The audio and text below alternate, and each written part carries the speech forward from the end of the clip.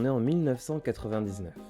Le photographe de mode Baruch Vega descend de son jet privé sous le soleil du Panama.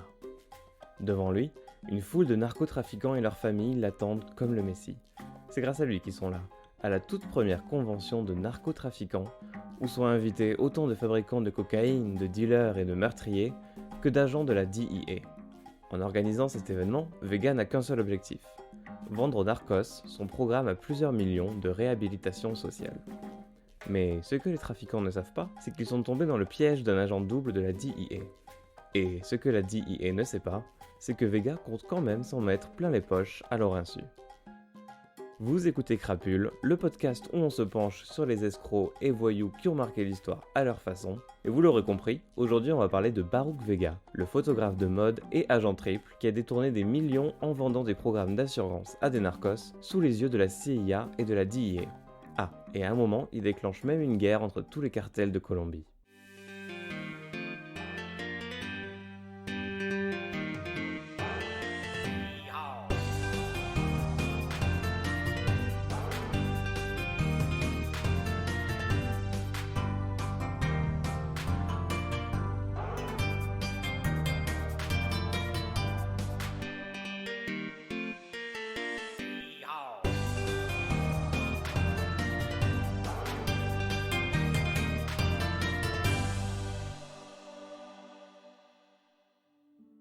Baruch Vega naît à Bogota dans une famille assez modeste, avec 10 frères et sœurs. Il grandit à Bucaramanga avec son père trompettiste. Il va se lancer dans la photographie, au début comme moyen de rencontrer des femmes. Mais il développe finalement un certain talent et gagne même un concours de photographie amateur organisé par Kodak avec $20 000 à la clé. Il va ensuite faire des études d'ingénieur à l'université de Bucaramanga, où il se fait un nom en tant qu'anticommuniste. À l'époque, on est en pleine guerre froide, et Fidel Castro commence à bouleverser les idéologies à Cuba et tous les autres pays d'Amérique latine. Et pour Baruch, le communisme c'est à peu près la pire chose possible, et de nombreux étudiants partagent sa vision. Et forcément, en tant que leader étudiant, il devient vite la cible de groupes révolutionnaires et de mauvais flics. Et donc un matin de 1969, il se fait enlever par la police locale et jeté dans une voiture banalisée. Mais au lieu de l'emmener au poste de police, les policiers l'emmènent dans une ferme isolée où ils lui font subir un interrogatoire bien musclé. C'était en fait des policiers qui étaient au service de la guérilla de gauche, et ils avaient identifié Vega comme un mouchard à la solde du gouvernement. Après quelques jours de captivité, Vega parvient à s'enfuir, et il va appeler le numéro d'un haut fonctionnaire américain que lui donnait son colocataire en cas de secours. Mais il ne savait pas que son colocataire était un observateur des services secrets américains, et qui venait d'appeler des agents de la CIA à la rescousse. Donc la CIA lui vient en aide, l'aide à quitter la Colombie, mais pas sans contrepartie. Ceux qui venaient de le sauver voulaient justement le recruter à leur côté pendant la guerre froide, où l'Amérique latine était un véritable champ de bataille idéologique crucial.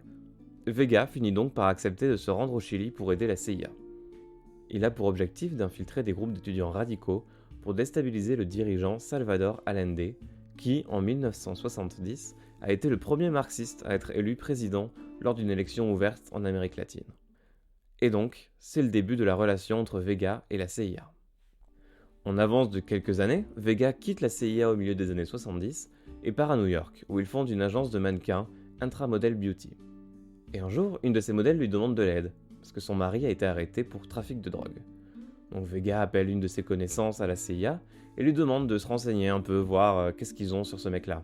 L'agent lui dit « Bon, on n'a pas grand-chose, ce dossier-là ne risque de pas tenir très longtemps. » Vega va annoncer la bonne nouvelle à sa femme, lui disant que son mari allait être vite relâché. Et c'est d'ailleurs ce qui va se passer. Et le trafiquant et sa femme vont penser que c'est grâce à Vega, et qui est intervenu auprès des autorités locales. Alors que Vega n'a pas fait grand-chose, il s'est simplement renseigné. Et ce trafiquant, c'était pas n'importe quel trafiquant, c'était un tueur à gages vénézuélin, Rafael Rodriguez, plus connu sous le pseudonyme Amilcar, et c'est le membre d'un des plus grands cartels de Colombie. Le cartel va justement inviter Vega à Bogota pour le remercier, avec une belle somme d'argent en guise de récompense. Et c'est donc le début de la relation entre Vega et les narcotrafiquants. Donc pendant quelques années, Vega il va vivre la belle vie de photographe de mode, il va faire la fête au Studio 54, il saute régulièrement dans des jacuzzis remplis de champagne, et de temps en temps, il aide les copains du cartel d'Amilcar à blanchir une petite partie de leur argent. President George Bush addresses the nation with an outline of his national drug policy. But if we face this evil as a nation united, this will be nothing but a handful of useless chemicals. Victory. Victory over drugs is our cause, a just cause. Lorsqu'il prononce ces mots, George Bush apparaît à la télévision américaine avec un sac de cocaïne à la main. On est en 1989 et Bush vient tout juste de déclarer la guerre au trafic de drogue. À l'époque, l'Amérique est ravagée par la consommation de drogue, et en Colombie, les narcotrafiquants assassinent des juges et des politiciens en toute impunité. Et donc le message de Bush au cartel de drogue, il est très clair. Les règles ont changé. Il va annoncer un financement de 2 milliards de dollars pour la police internationale dans le cadre de la lutte contre la drogue. Cette initiative donne aux policiers des États-Unis et de Colombie la marge de manœuvre nécessaire pour cibler les narcos, même parfois de manière à repousser les limites éthiques et juridiques. Et donc les personnes que Vega connaît à la CIA lui proposent de travailler comme informateur rémunéré pour elle. Il se dit pourquoi pas, ça peut être intéressant. Surtout que le mode de vie de Vega n'est pas vraiment bon marché. Comme il disait souvent, les mannequins ont besoin de jets privés, de manoirs, de grands hôtels. C'est la différence entre un mannequin et une femme ordinaire. Ce fut donc le début de la carrière lucrative de Vega dans la guerre contre la drogue. Il va donc commencer son rôle d'informateur au Mutiny Hotel, où la CIA lui demande de surveiller les ventes de cocaïne. Au début des années 80, le Mutiny Hotel, c'est le spot de Miami, où on y retrouve aussi bien des agents de la CIA qui faisaient la fête avec des trafiquants de drogue, des célébrités, des politiciens.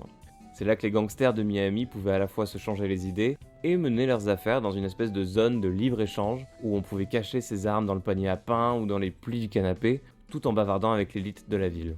L'hôtel a d'ailleurs servi comme décor pour le film Scarface. Oliver Stone et Al Pacino se sont rendus au Mutiny Hotel pendant le tournage à des fins de recherche. Sauf qu'à Vega, ce rôle, ça lui plaît pas du tout, et il estime que son talent est sous-exploité par la CIA. Alors, au début des années 90, il propose à ses contacts de la CIA de lui donner un ranch qu'il venait de confisquer pour l'aider à établir une nouvelle couverture. Il allait devenir éleveur de Paso Fino, une race de chevaux haut de gamme, pour blanchir de l'argent. Et Vega, il est parfait pour ce rôle. Sa carrière de photographe de mode lui permettait de s'entourer des plus belles femmes et d'accéder aux cercles sociaux glamour qui éblouissaient les trafiquants de drogue. Son style de vie, c'était vraiment sa meilleure carte de visite. La CIA accepte et l'opération est efficace. Donc par exemple, un membre du cartel donnait à Vega 2 millions de dollars en argent sale, puis lui vendrait un cheval en échange d'un chèque et d'un faux reçu. Vega, quant à lui, prendrait une part du gâteau, et les chevaux étaient un bonus. Cette opération a permis à la CIA de recueillir beaucoup d'informations précieuses. Par exemple, lorsque des tueurs à gages du cartel ont voulu tuer un ancien procureur général colombien, Vega a pu apprendre les noms des futurs assassins. Et lorsque le FBI a demandé à Vega de se renseigner sur des rumeurs selon lesquelles les trafiquants de drogue prévoyaient de faire exploser l'avion du président George Bush lors d'un voyage en Colombie, Vega a pu rapidement les rassurer en leur disant que l'opération avait été annulée.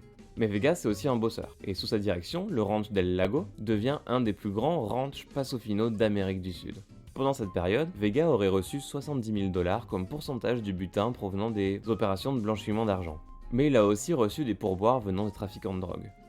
L'affaire marche bien, et en 1997, elle attire l'attention de David Tinsley, de la Drug Enforcement Administration, ou DEA, et qui est expert en matière de blanchiment d'argent de la drogue. David Tinsley, c'est un peu l'étoile montante de la DEA, et il a même une autorisation et un budget spécial du ministère de la Justice pour mener une opération, dans laquelle ces informateurs se font passer pour des financiers véreux et peuvent blanchir des millions de dollars pour les trafiquants. Il a donc droit à une boîte noire pour payer les dépenses que le gouvernement ne couvrirait pas normalement, comme des voitures de sport, des chambres d'hôtel plus belles et des restaurants encore plus chics. Et donc Tinsley dit à Vega qu'il veut faire tomber le plus grand et le plus criminel de tous les cartels, Norte del Valle, qui exporte à lui seul plus d'1 milliard de cocaïne par an, depuis des laboratoires situés dans la jungle à l'ouest de la Colombie et qui est protégé par une armée paramilitaire extrêmement violente. Et Tinsley veut notamment s'en prendre à Danilo González. C'est un commandant de police de Colombie qui est très haut placé et qu'il soupçonne de travailler secrètement pour le cartel. González, il est devenu célèbre en tant que chef du Search Block, l'équipe d'élite de la police qui a traqué et tué Pablo Escobar en 93, mais la rumeur voudrait qu'il ait travaillé en étroite collaboration avec le cartel de Cali, qui est à l'époque les rivaux d'Escobar. Donc la stratégie de Tinsley, elle est très simple. Trouver des informateurs en utilisant la menace d'extradition américaine. Il dit à Vega qu'il est même prêt à offrir des réductions de peine aux criminels qui donnent des renseignements. Mais le problème, c'est qu'en Colombie, rien que le fait d'être soupçonné d'avoir parlé à la police suffit pour se faire tuer. Là-bas, il n'y a pas vraiment de présomption d'innocence. On torture et on assassine régulièrement les gens qu'on pense traîtres. Mais Vega il voit plus loin que ça. Il se dit que conclure un accord avec des agents fédéraux, c'est peut-être tabou au sein des cartels, mais payer des agents fédéraux, ça arrive tous les jours en Colombie. Et donc il va suggérer de s'envoler pour la Colombie pour solliciter des pots de vin. Son discours il est simple. Il dit aux trafiquants qu'il connaît des personnes très haut placées au sein du gouvernement américain qui, pour quelques millions de dollars, leur assure un accord de plaidoyer. En gros, pour les narcos, ça reviendrait à plaider coupable, purger une peine minimale de 4 ou 5 ans et rester à Miami. Même pas besoin de dénoncer ses collègues. C'est la retraite parfaite pour les narcotrafiquants. Vivre sur les plages de Floride en toute légalité et sans crainte de représailles de ses anciens collègues. Et pour que ça fonctionne, les trafiquants doivent rencontrer la DEA, après avoir payé le pot de vin et signé un accord de coopération classique. Et Vega leur disait donc qu'ils n'avaient pas besoin de dénoncer leurs amis. Ils pouvaient simplement mettre de la cocaïne sur un bateau et dire à la DEA où la trouver. Sauf que tout ça c'était complètement faux. Les agents de la DEA finissaient toujours par exiger les noms des associés. Mais la beauté du piège, c'est que les trafiquants ne pouvaient pas raconter ce qui s'était passé sans révéler qu'ils avaient dû donner des infos à la DEA. Donc, au lieu de dénoncer Vega comme un traître, ses clients se vantaient de l'efficacité des pots de vin et du programme de Vega. Et plus Vega escroquait de gens, plus son système gagnait en crédibilité et plus il aurait de références en tant que vendeur. C'est un peu comme un système pyramidal de mouchards. Tinsley est de suite emballé par l'idée de Vega, il valide son plan et Vega prend donc le nom de code de Dr B. Tinsley va même lui promettre une récompense pour chaque informateur qu'il recrute et lui donne la permission d'utiliser l'argent des pots de vin pour financer les dépenses de l'opération. Et donc une fois sur place, l'une des premières personnes que Vega rencontre est Arturo Pizza, un contrebandier à la retraite qui tenait un magasin d'antiquités à Medellín. Pizza il connaît tout le monde dans le milieu de la cocaïne, et il va permettre à Vega de rencontrer son tout premier client, Julio Correa, un ancien tueur d'Escobar. Vega va rencontrer Correa dans un hôtel à Carthagène, où avait en même temps lieu le concours de Miss Colombie. Et donc Vega lui dit « Écoute, je connais des agents haut placés de la DEA avec qui tu pourrais faire un deal, tout ce que t'as à faire c'est payer. » Et ça marche. Pour un baron de la drogue, si tu n'as pas à payer, ce n'est pas crédible. Et plus c'est cher, plus ça va sembler légitime. Et Baruch Vega, qui avec son lifestyle de photographe de mode a déjà l'air plein aux as, il a tout ce qu'il fallait pour les convaincre. Et pour convaincre ses clients, il va même organiser des voyages à Miami dans son jet privé, jet qui est en réalité payé par la DEA. Et comme preuve de sa crédibilité, il fait participer un agent de la DEA à tous ses voyages. L'idée c'est de leur faire comprendre, tu vois, avec moi t'as rien à craindre, tu peux faire des allers-retours Miami, Medellín quand tu veux, sans aucun contrôle. Correa est séduit par toutes les manigances de Vega et il va finir par le payer plus d'1 million de dollars. À la suite de quoi, évidemment, Correa se fait piéger par la DEA et accepte de donner des noms et même de parrainer d'autres narcotrafiquants dans le programme de Vega. Par exemple, il va aider à faire venir un second associé d'Escobar qui lui accepte de payer 1 million de dollars d'avance, puis 7 millions de dollars plus tard. Et au bout de quelques mois, Vega a largement élargi son réseau et il a perfectionné son argumentaire de vente. Il montre maintenant à ses potentiels clients des PowerPoint remplis d'organigrammes officiels, de graphiques, de statistiques sur les horribles punitions que les narcotrafiquants risquaient de subir s'ils étaient pris par la police. Puis, une fois son argumentaire présenté, il les invite à se joindre à une initiative du gouvernement américain qu'il baptise le Programme de réhabilitation des trafiquants de drogue, une sorte d'assurance retraite pour les narcos. Et ça fonctionne à merveille. Énormément de trafiquants vont accepter le deal de Vega. Et les résultats sont là. Par exemple, un des mouchards de Vega va permettre aux États-Unis de saisir 9000 kg de cocaïne cachée dans le mât d'un navire. Il s'agirait de la deuxième plus grande saisie maritime de l'histoire. Et de nombreux trafiquants vont aussi confirmer les soupçons de Tinsley sur González, le commandant de la police. En réalité, le cartel Norte del Valle l'aurait payé pour obtenir des informations sur les opérations de la police, et certains policiers participeraient même à des enlèvements et des exécutions pour les cartels. Et pendant ce temps, Vega, il en profite aussi pour arrondir ses fins de mois. Il garde quand même une bonne partie des pots de vin pour, selon lui, assurer les dépenses qu'il juge nécessaires à sa couverture. Donc ça inclut voitures de luxe, vin, champagne, bref, la vie de star. En parallèle, il continue sa vie de photographe de mode et il passe son temps entre Miami et Bogota. Pendant qu'il piège des narcotrafiquants, il va quand même travailler pour des marques comme Versace et Valentino. Mais au début de l'année 99, certains barons de la drogue vont commencer à soupçonner Vega et on commence à faire du ménage dans ses relations. Certains narcos que Vega a rencontrés se font assassiner en prison. Et en mars, Pizza, le marchand d'antiquités, se fait lui aussi assassiner. Et finalement, un agent du FBI va avertir Vega que sa tête est mise à prix. Apparemment, González le veut mort. Donc Vega, suite à ça, il arrête de voyager en Colombie et il va se mettre à l'abri. On se retrouve en octobre 99 et Vega apprend par ses contacts de la DEA que quelque chose d'important est en train de se passer. et il lui demande de dire à ses contacts de faire profil bas, ce que Vega va faire. Et ils avaient raison, puisque pendant la nuit du 13 octobre 1999, des centaines d'agents de la DEA et des policiers colombiens perquisitionnent les maisons des trafiquants dans tout le pays. C'est une opération énorme qui mobilise énormément d'hommes, de matériel, des avions qui vont survoler Medellín et Bogota. Au total, 32 personnes sont arrêtées. C'est l'opération Millennium, comme on l'appelle, et ça a été l'un des plus gros coups de filet depuis la chute d'Escobar. Mais selon les agents de la DEA basés à Bogota, Vega a presque tout fait foirer. Parce que pour éviter les fuites des flics corrompus, les agents de Bogota avaient gardé le secret de Millennium jusqu'à la dernière minute. Même les agents colombiens qui ont participé au raid étaient tenus dans le secret. On leur avait dit qu'ils se réunissaient simplement pour des séminaires de développement professionnel. Mais les agents de la DEA basés à Miami l'ont su, eux, quelques jours auparavant. Et 3 ou 4 trafiquants ont pu échapper à l'arrestation grâce aux informations que Vega avait fait fuiter. Parce qu'il faut savoir qu'il y a une sorte de rivalité entre les agents de la DEA de Bogota et ceux de Miami.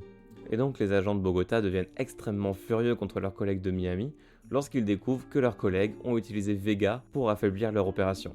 Mais au final, cette manipulation a permis à Vega de gagner une énorme crédibilité auprès du cartel, et le risque d'extradition encore plus fort posé par l'opération Millennium a rendu son programme de réhabilitation encore plus attrayant. Il est sollicité par tellement de narcos qu'il décide même d'organiser une convention entre narcos et agents de la DEA à Panama City. Pour sa convention, il met les grands moyens.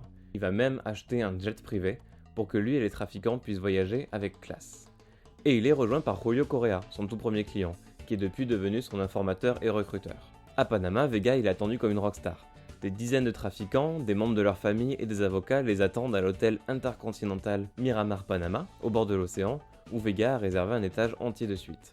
Vega rencontre les trafiquants dans leur suite d'hôtel et leur fait son pitch sur le programme de réhabilitation. Et ce qui finit vraiment par les convaincre, c'est lorsque Julio Correa, qui est quand même ancien bras droit d'Escobar, leur présente son passeport américain et sa nouvelle identité.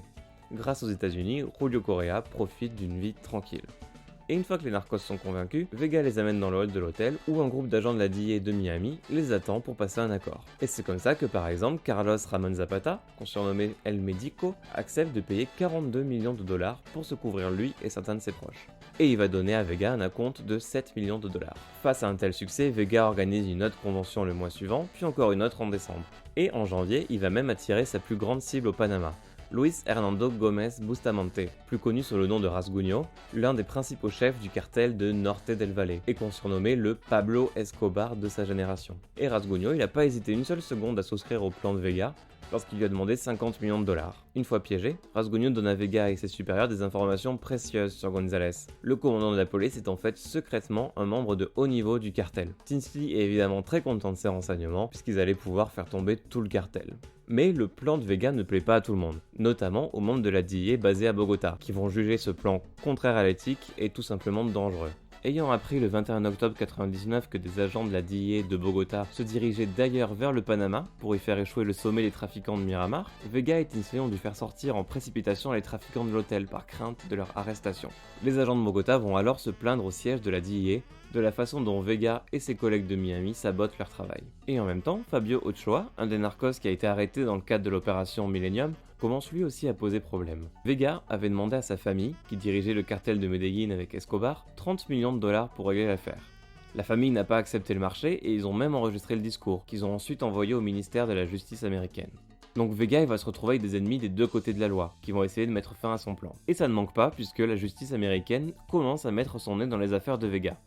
Parce qu'il faut savoir que l'opération de Vega, qui menait au nom de la DEA, était clairement illégale, et elle bafoue à peu près toutes les règles de la police.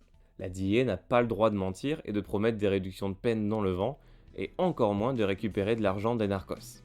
Donc à Miami, les procureurs ils vont confronter un des clients de Vega, El Médico, celui qui a payé 42 millions à la première convention de Vega. Il lui annonce qu'il a été escroqué et lui propose une réduction de peine s'il les aide à monter un coup contre Vega. On avance un peu, on se retrouve le 21 mars 2000. Vega, qui est alors âgé de 53 ans, il se détend avec ses amis dans son penthouse de Miami. Son ancien client, El Médico, sonne à la porte et dit qu'il vient discuter des 7 millions de dollars qu'il avait avancés à Vega. Donc ils discutent et pendant leur conversation, Vega se vante notamment d'avoir reçu 3,5 millions de dollars de Rasguño. La conversation se poursuit, il parle des différents plans de Vega et peu après, El Médico s'en va, l'air plutôt satisfait. Satisfait parce que personne n'a remarqué le micro qu'il portait sous sa chemise, et qu'à l'autre bout, le FBI venait d'enregistrer toutes les preuves dont ils avaient besoin pour faire arrêter Vega. Et quelques minutes après, à 21h30, des agents arrivent pendant la soirée de Vega. Qu'au début, Vega il reste calme, après tout il est habitué à voir des agents du FBI débarquer chez lui. Il va leur proposer du vin, il demande à ses amis de lui commander une côtelette de veau, mais les agents refusent, évidemment. Ils commencent à fouiller son appartement et ils vont l'interroger pendant des heures. Ils finissent par lui annoncer qu'il est en état d'arrestation pour blanchiment d'argent et obstruction à la justice.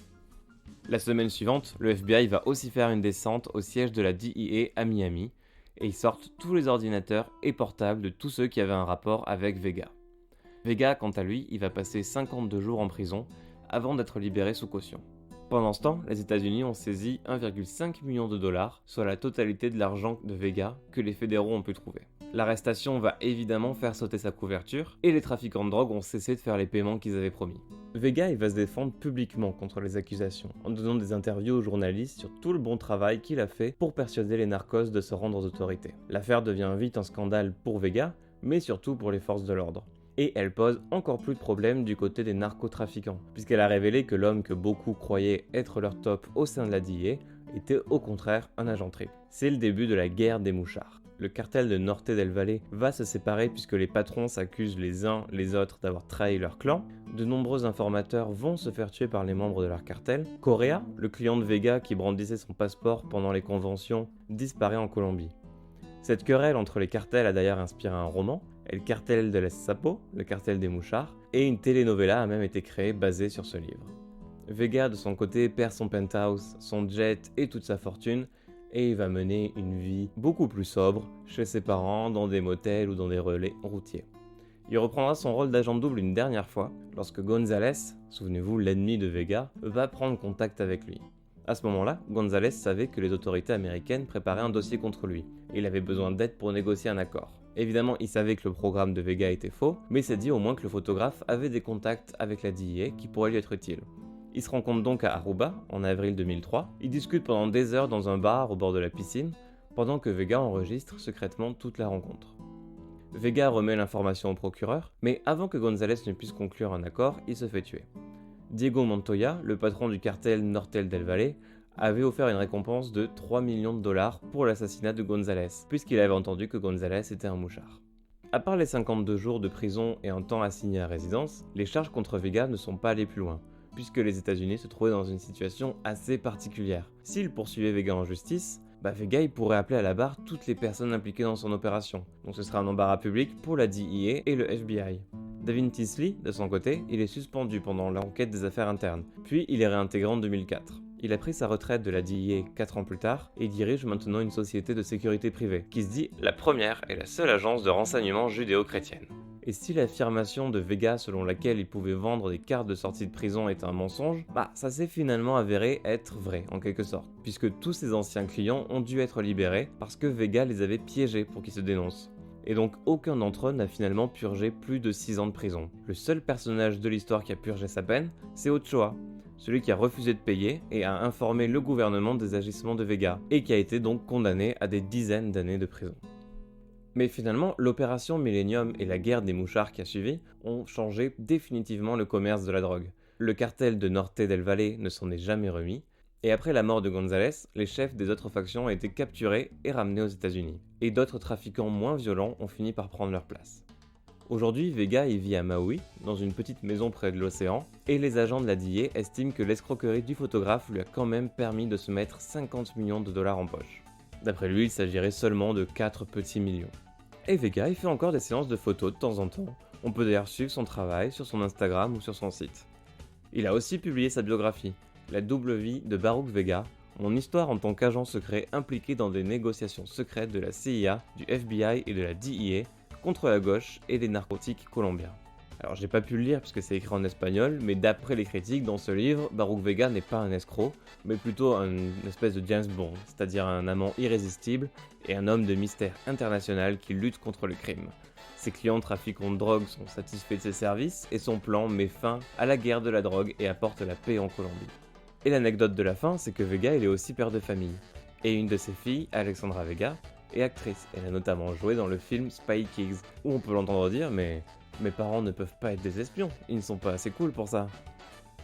Voilà donc l'histoire de Baruch Vega, le photographe de mode qui a fait une belle double carrière en vendeur d'assurance pour Narcos et qui s'est quand même mis quelques millions de côté pour ses propres dépenses personnelles. J'espère que cet épisode de Crapule vous a plu et je vous dis à très bientôt pour un nouvel épisode.